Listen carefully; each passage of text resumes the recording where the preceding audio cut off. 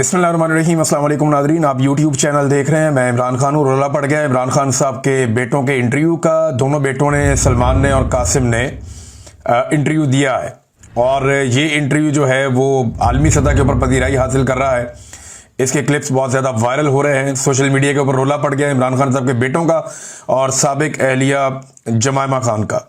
अब जमायमा को लेकर, इमरान खान साहब के बेटों को लेकर सोशल मीडिया पे रोला तो पड़ा है, लेकिन इसका प्रैक्टिकली कोई फ़र्क पड़ेगा या इमरान खान साहब के बेटे जो कोशिश कर रहे हैं अमली तौर पे उसका कोई फ़ायदा होगा? तो देखें, फ़ायदा होता है या नहीं होता, क्योंकि वो इमरान खान के बेटे हैं तो उन्हें कोशिश तो करनी है और उन्हें करनी चाहिए। और ख़ास तौर पे उस वक्त जब उन्हें नज़र आ रहा है कि पाकिस्तान के अंदर एक ऐसा रजीम है जो उनके वालिद को किसी सूरत छोड़ना नहीं चाहता। इस वक्त की जो पाकिस्तान की मिलिट्री एस्टेब्लिशमेंट है, उन्हें अपनी बका नज़र आती है इमरान खान साहब की बका के बगैर। यानी वो ये समझते हैं कि अगर इमरान खान है तो हम नहीं है, और अगर हमने बचना है तो हमें इमरान खान से बचना है। तो उस वक्त इमरान खान साहब के बेटों की जिम्मेदारी बहुत बढ़ जाती है। और जब उन्होंने ये देखा कि उन्हें बाहर निकालने की जितनी कोशिशें पाकिस्तान में हो रही हैं वो कामयाब नहीं हो रही, तो उसके बाद अमली तौर पे उनके बेटे भी अब कोशिश करना शुरू हो चुके हैं। इन्होंने एक इंटरव्यू दिया है और ये जो इंटरव्यू है, मॉर्गन को इन्होंने इंटरव्यू दिया और जो इंटरव्यू के आम नुकात हैं वो मैंने लिखे हैं। बड़ी आम बातें इन्होंने की हैं, वो मैं आपके साथ शेयर कर देता हूँ। इमरान खान साहब पे भी कुछ जो क्लिप्स हैं वो चलाए मॉर्गन ने, क्योंकि इससे पहले उन्होंने इमरान खान साहब का भी इंटरव्यू किया था और कुछ तारीफ़ें भी की इमरान खान साहब की। उनके माजी के क्लिप्स चलाए, बेटों के मुताल्लिक भी, उनके जान के खतरे के मुताल्लिक भी, और फिर उनके बेटों ने जो कहा वो मैं आपको बता देता हूँ। एक तो उन्होंने कहा जी कि हम यूके में, यानी बरतानिया में और अमेरिका में सियासतदानों और सहाफ़ियों से हम ये चाहते हैं कि ये जो इंसानियों की बदतरीन और लातादाद खिलाफ वर्जियाँ हो रही हैं, इस पर वो आवाज़ उठाएं। और ये तशद्दुद के मुख्तलिफ तरीके अपना रहे हैं। ये सिर्फ इंसानी हकूक़ नहीं बल्कि जमहूरियत का भी एक मसला है। पाकिस्तान की अवाम ने वोट दिया और मकबूल तरीन लीडर को वोट दिया है। 25 करोड़ पाकिस्तानियों का ये हक है कि उनकी बात सुनी जाए। ये वो सवालात के जवाब में ये बातें कर रहे हैं। ज़्यादा देर तक इमरान खान साहब के जो बेटा है, जिसकी दाढ़ी है चेहरे पे, कासिम उसका नाम है, वो ज़्यादा देर बात करता रहा, कासिम खान। और जो सलमान खान है वो क्लीन शेव है और वो कम बात करता रहा, लेकिन ज़्यादा बातचीत जो है वो कासिम ने की है। अच्छा, ट्रंप के लिए पैगाम ये है कि ट्रंप के हवाले से सवाल पूछा गया। अब ट्रंप तगड़ा आदमी है और वो रोल प्ले कर सकता है, इमरान खान के साथ उसके ताल्लुकात भी हैं। तो इस पर उन्होंने कहा जी ट्रंप फ़र्क डाल सकता है। और ये हमारी जो मुलाकात हुई रिचर्ड ग्रेनल से, हमारी बात हुई थी, उसने हमारे वालिद के हक़ में आवाज़ उठाई और वो ट्वीट वगैरह भी किया था। हम जानते हैं कि अगर ट्रंप बात करेंगे, या उनकी ये सलाहियत है, वो ये कहते हैं कि पाकिस्तानी एस्टेब्लिशमेंट से डोनाल्ड ट्रंप ही बात कर सकता है, उसके बाद ये सलाहियत है। और हमसे अगर इस बारे में रब्ता होता है तो हम उनसे बात करना चाहेंगे। वी विल लव, उन्होंने ये कहा कि हम बिल्कुल डोनाल्ड ट्रंप से बात करना चाहेंगे अगर वो पाकिस्तानी एस्टेब्लिशमेंट से इस बारे में कोई पैगाम देना चाहते हैं कि वो इमरान खान साहब के साथ ज़्यादती बंद करें। अच्छा जी, एक और उनसे सवाल किया गया कि आपको डर है कि आपके वालिद को कत्ल किया जा सकता है? उन्होंने कहा जी हम ये सोचना भी नहीं चाहते और कोशिश करते हैं कि हम ऐसा ना सोचें, लेकिन ऐसा वक्त आता है कि जब मुझे लगता है कि शायद मैं अपने वालिद को दोबारा ना देख पाऊँ, और उनको देखे बगैर और उनसे मिले बगैर ये हमारी ज़िंदगी का सबसे लंबा तरीन अरसा है। और ऐसे में जब हालात जो हैं वो मज़ीद मायूस कुन होते जा रहे हैं। फिर मॉर्गन ने इमरान खान का एक इंटरव्यू का हिस्सा चलाया जिसमें उन्होंने इमरान खान साहब से बीवी बच्चों के बारे में पूछा। तो इमरान खान ने कहा कि मेरी बीवी और बेटों से मेरी बात होती है, मेरे बेटे बहुत फिक्रमंद रहते हैं। ख़ास तौर पर उन्होंने बताया जब उन्हें गोलियां लगी उसके बाद जब वो अस्पताल पहुंचे तो उन्होंने अपने बच्चों से बात की। तो मेरा बड़ा बेटा, उसके बारे में वो कह रहे हैं, वो शुरू से ही हसास है और उसने मुझे कई बार मना किया कि आप पॉलिटिक्स को छोड़ दें, और मुझे महसूस होता है कि, लेकिन मैं ये कहता हूँ इमरान खान साहब की सोसाइटी में भी आपकी जिम्मेदारी होती है। दो तरीके हैं ज़िंदगी जीने के, आप अपनी मर्जी की जी लें, अपने लिए जी लें, या लोगों के लिए जी लें। सोसाइटी को आप डिलीवर करें जो आपके ऊपर एक कर्ज होता है ह्यूमन बीइंग होने के नाते। तो इमरान खान साहब ने ये दूसरा तरीका अपनाया हुआ है। उनके बेटे ने भी ये कहा कि इमरान खान बहुत आसान ज़िंदगी गुजार सकते थे, लेकिन उन्होंने अपने मुल्क के लोगों के लिए मुश्किल रास्ता चुना है। फिर उन्होंने इमरान खान साहब से पूछा, पुराने इंटरव्यू में वो मॉर्गन बता रहा है कि मैंने इमरान खान साहब से पूछा और वो चलाया उसने क्लिप इमरान खान साहब का अपने इंटरव्यू में, कि आपको जनाब मौत का खौफ या आपको असैसिनेट किया जा सकता है? तो उन्होंने कहा मैं 16 जमातों के खिलाफ तनहा लड़ रहा हूं। सियासत में जब आया तो अपना मौत का खौफ खत्म करके आया था, क्योंकि मैं पूरे स्टेटस को के खिलाफ आया, करप्शन के खिलाफ आया, और आधा वक्त पाकिस्तान में फौज ने और आधा वक्त दो खानदानों ने हुकूमत की है। मैं इन दो खानदानों के खिलाफ आया था। पाकिस्तान आने के हवाले से जब सवाल किया गया इमरान खान साहब के बेटों से, तो उन्होंने कहा जी कि हम बिल्कुल पाकिस्तान जाना चाहते हैं और जो कुछ कर सकते हैं वो हम करना चाहते हैं अपने वालिद के लिए। हमने पाकिस्तान जाने का इरादा जाहिर किया तो हमें हुकूमत की जानिब से, जो पाकिस्तान में मौजूद है हुकूमत, हमें गिरफ्तारी की धमकियां दी गई। हमारे खानदानी ज़राए और दीगर लोगों को भी ये धमकियां पहुंचाई गई, मगर हम अभी जाने का इरादा रखते हैं। और साथ ही उन्होंने कहा जी वीज़ों के लिए हमने दरखास्तें दायर कर दी हैं पाकिस्तान की एम्बेसी को, और जवाब हमें अभी तक नहीं मिला, देखते हैं क्या होता है। फिर एक और जगह उन्होंने कहा जी हम ज़रूर जाएंगे पाकिस्तान, कोई पसंद करे या ना करे देखी जाएगी, यानी देखते हैं फिर जो भी होगा। तो इमरान खान साहब के बेटों ने ये कश्तियां जलाने वाली बात है कि हम तो पाकिस्तान जाएंगे, फिर देखते हैं क्या होगा। देखिए, तहरीक लीड करने तो इमरान खान के बच्चे नहीं आएंगे, और मुझे नहीं लगता पाकिस्तान की हुकूमत इतना बड़ा रिस्क लेगी। वैसे पता कोई नहीं है, पाकिस्तान की एस्टेब्लिशमेंट इस दफा कुछ भी कर देती है। ये जब से डोनाल्ड ट्रंप से आसिम मुनीर साहब की मुलाकात हुई है, पाकिस्तान के अंदर कोई समझ नहीं आ रही, जो इनका दिल करता है कर देते हैं।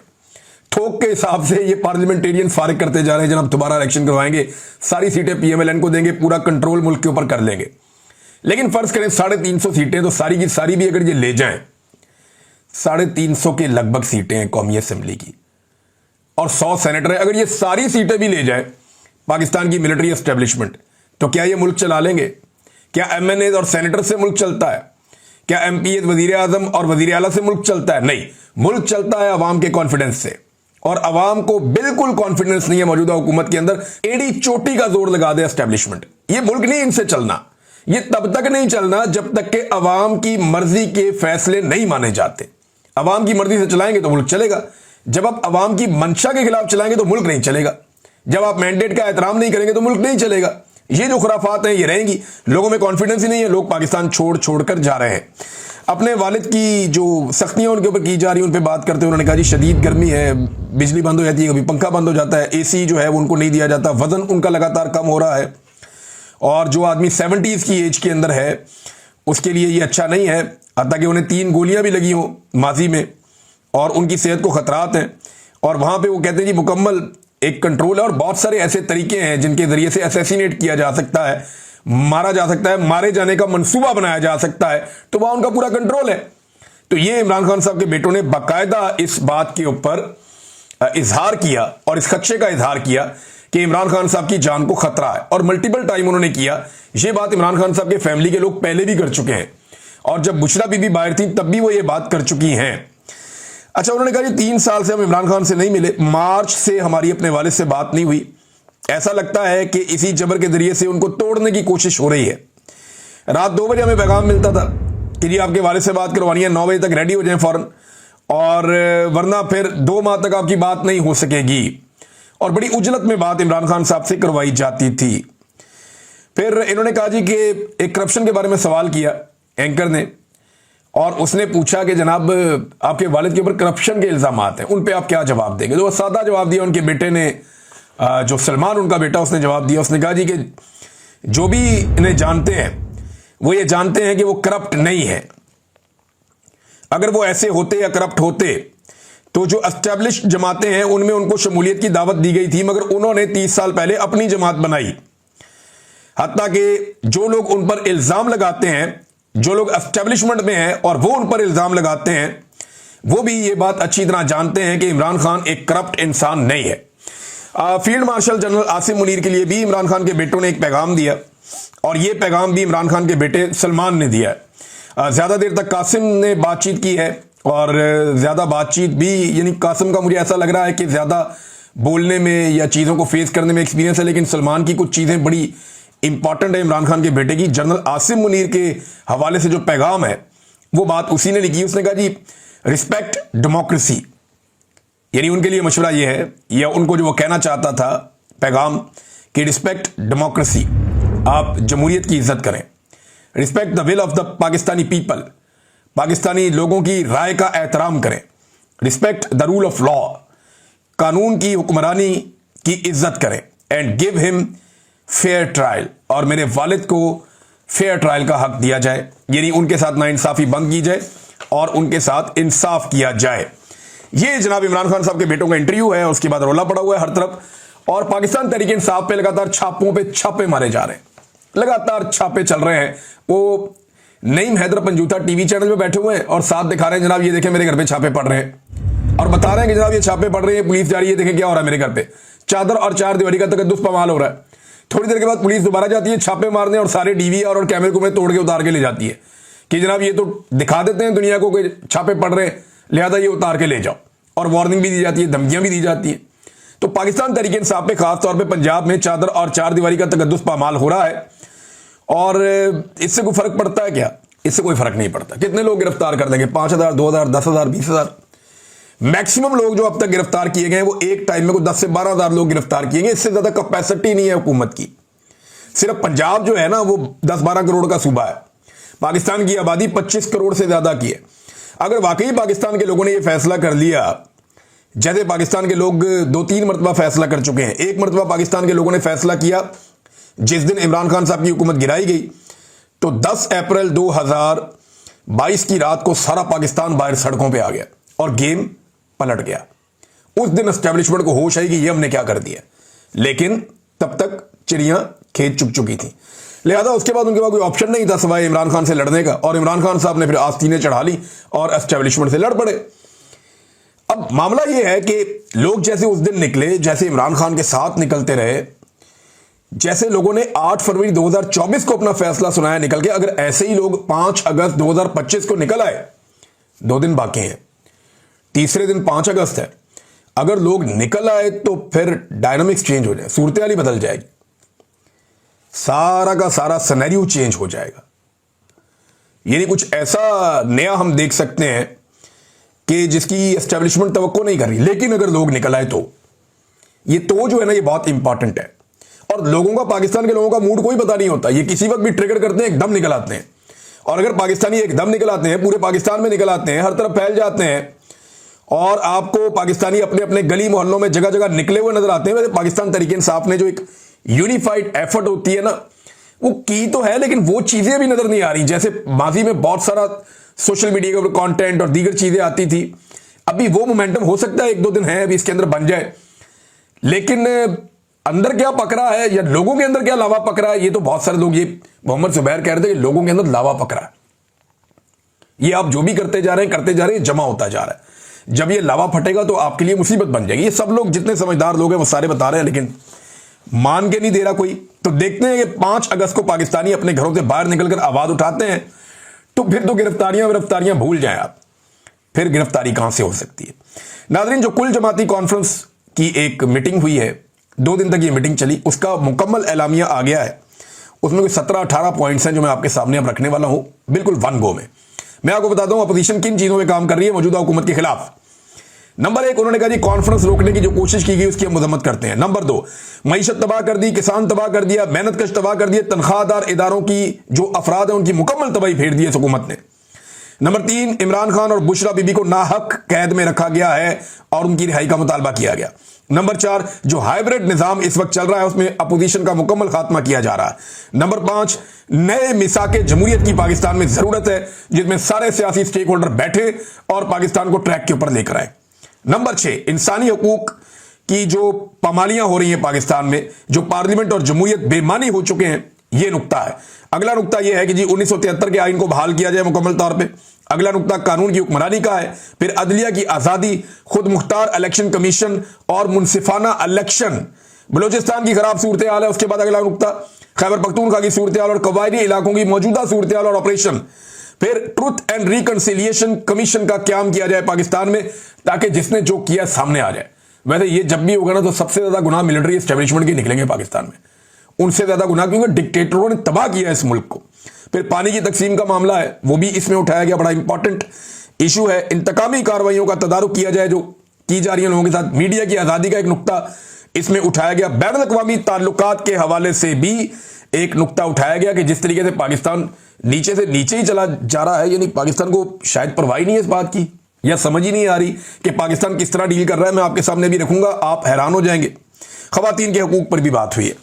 तो नाज़रीन, पाकिस्तान ने 4200 अशिया ऐसी हैं, ये खबर आ रही थी और मुख्तलिफ मीडिया ने इसको चलाया भी है। मैं वहीं से ये खबर आपको दे रहा हूं कि पाकिस्तान ने अमेरिका से इंपोर्ट की जाने वाली है जो चीजें अमेरिका पाकिस्तान को बेचता है, उनमें से 4200 ऐसी मसनूआत हैं जिन पे जो टैरिफ है वो बिल्कुल जीरो कर दिया।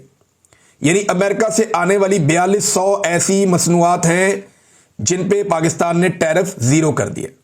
यानी आप पाकिस्तान में चीजें भेजें, हम बिल्कुल उसके ऊपर टैक्स नहीं लगाएंगे, ताकि अमरीकी मसनूआत पाकिस्तान में आकर ज्यादा बिके। फिर अमरीकी तेल खरीदने का फैसला कर लिया, वो 7-8 गुना दूर से जाके तेल लेकर आएंगे, बजाय इसके अपने करीब से तेल खरीदते ही तो ऐसे ही अपने मोहल्ले की दुकान छोड़ के आप दूसरे शहर जाएं और वहां से डबल रोटी और अंडे लेके आ जाएं। तो ये वाला काम इन्होंने किया कि ये 7 वाली दुकान छोड़ के वो जा रहे हैं शहर के एंड पे या दूसरे शहर में जाके वहां से अंडे डबल रोटी लेकर आ रहे हैं। वो जितने का अंडे डबल रोटी नहीं है उतने का तो उसके ऊपर वो खर्चा हो जाएगा। बहरहाल खर्चा तो बढ़ना ही बढ़ना है क्योंकि अमेरिका को खुश करना है। फिर पाकिस्तान पे जो अमेरिका ने टैरिफ लगाया वो 19% का लगा दिया, डायरेक्ट लगा दिया, कोई माफी नहीं, 19% का टैरिफ है। हमने जीरो कर दिया, उन्होंने 19% कर दिया। मादनियात भी हम दे रहे हैं, हमारा तेल भी वो निकाल रहे हैं, पता नहीं कहां है वो, लेकिन तेल निकाल रहे हैं। और इसके अलावा अमरीकी तेल भी हम खरीद रहे हैं। और फिर सारे मिलकर कहते हैं ये कामयाब मुआहदा है। ये कामयाबी सिर्फ एक चीज की है, ये मुआहदा सिर्फ एक नुक्ते पे कामयाब है, और वो ये है कि डोनाल्ड ट्रंप या उसकी हुकूमत पाकिस्तान में इंसानी हकूक के मामलात पे, अपोजिशन को दबाने के मामलात पे, और पाकिस्तान के अंदर रूल ऑफ लॉ पे, पाकिस्तान के अंदर आजादी इजहार राय पे, इन चीजों के ऊपर खामोश रहेगी, इनके ऊपर बात नहीं करेगी। जो इमरान खान के साथ ज्यादतियां हो रही हैं उनके ऊपर इंटरनेशनली कोई आवाज नहीं उठेगी।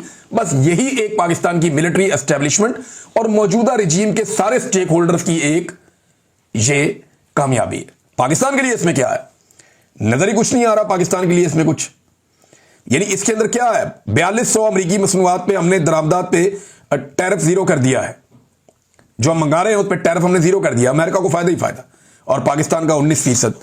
ये तो एक जैसे ताल्लुकात नहीं है, ये तो अलग अलग चीजें हैं।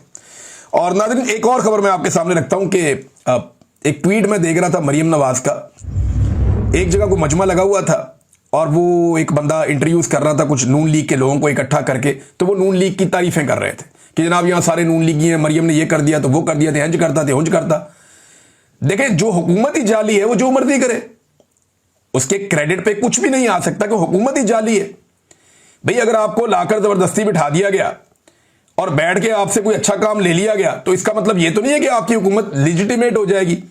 अब ये इतने तरसे हुए अपनी तारीफ सुनने के लिए, इतने तरसे हुए अपनी तारीफ सुनने के लिए कि मरियम नवाज ने ट्वीट करके पूछा कि ये जगह कहां पे है, को मुझे बता सकता है ये जगह कहां पे है। आप अंदाजा करें ये इतने तरसे हुए, उन्हें खुद यकीन नहीं आ रहा कि अवाम उनकी तारीफ कर सकती, क्योंकि उनको औकात पता है।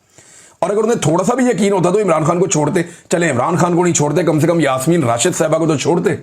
ये कितने जालिम लोग हैं, ये कितने जालिम लोग हैं कि एक खातून को जिनकी उम्र 70 साल से ज्यादा है और वो कैंसर की पेशेंट हैं, वो बीमार हैं, उन्हें ऑक्सीजन की जरूरत पड़ती है, और ये वही खातून है जिसने पूरे खानदान के ऊपर एहसान किया हुआ है, नवाज शरीफ को और पूरे खानदान को अस्पताल में एडजस्ट किया हुआ था, सबको मेडिकल फैसिलिटीज दी हुई थी, सबका ख्याल रख रही थी। ये वही मां है और उसको इन्होंने इस वक्त जेल में बंद किया हुआ सिर्फ इसलिए कि उसका इलेक्शन चोरी किया है इन्होंने।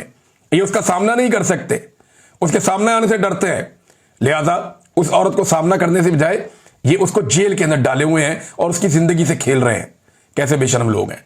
अगर इनमें थोड़ी सी भी मकबूलियत होती या थोड़ी सी भी शर्म होती तो ये कम से कम यास्मीन राशिद साहबा को जरूर छोड़ देते, लेकिन इनके पास एतमाद ही नहीं है, ये डरे हुए हैं। और एक और खबर नाज़रीन मैं आखिर में आपको बताऊं कि बहुत तेजी से यूरोपीय ममालिक फलस्तीन को तस्लीम करने की तरफ राग़िब हो रहे हैं। ये जो एक भूख का मसला फलस्तीन में आया, गाजा में आया, उसने पूरी दुनिया को झंझोड़ के रख दिया, हिला कर रख दिया। पाकिस्तान ने इस पर कोई बात नहीं की है सच, लेकिन जर्मनी ने, फ्रांस ने, बेल्जियम ने और स्पेन ने फिजाई इमदाद जो है वो गाजा में गिराई है, और बहुत बड़े बड़े पैकेजेस जो हैं वो गाजा के अंदर मुख्तलिफ इलाकों के अंदर उन्होंने ड्रॉप किए ताकि लोग उन्हें खाएं। और बहुत सारे लोग भूख से वहां शहीद हो गए, जिनकी तादाद 150 से 200 के दरमियान बताई जाती है गुज़िश्ता चंद दिनों में। फाकों की नौबत आ गई लोगों के लिए, पीने का पानी नहीं है, खाने के लिए कुछ नहीं है, बच्चे ग़िज़ाई किल्लत का शिकार हैं, बिलखते हुए फौत हो रहे हैं। ये हालात हैं गाजा के अंदर, और रोज़ाना की बुनियाद पर उनका कत्लेआम भी किया जा रहा है। अब यह भी इतला आ रही है कि यूरोपीय ममालिक बहुत तेज़ी से फ़लस्तीन को तस्लीम करने की तरफ राग़िब हो रहे हैं। यानी फ्रांस ने, जर्मनी ने, इंग्लैंड ने, ऑस्ट्रेलिया ने, कनाडा ने और ममालिक ने जो है वो इस बारे में रजामंदी जाहिर की है और वो ऐलान करने जा रहे हैं